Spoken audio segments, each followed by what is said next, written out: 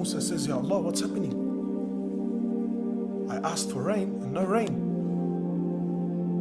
Now listen to what Allah says. He says, Ya Musa, from amongst your people there is one sinner.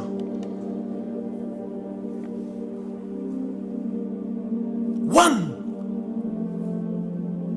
How many sinners are in our towns? How many of our Muslims don't pray? How many of our sisters are still unscarved? How many of our elders still cannot read Fatiha properly?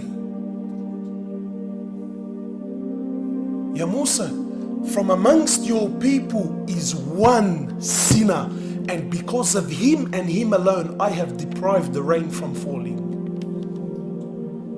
So you can come to me now and talk to me about justice and wisdom and is this fair all night long. Doesn't change the fact that Allah deprived rain upon a prophet, upon people, upon innocent women and children and animals and crops because of the actions of one man. One man!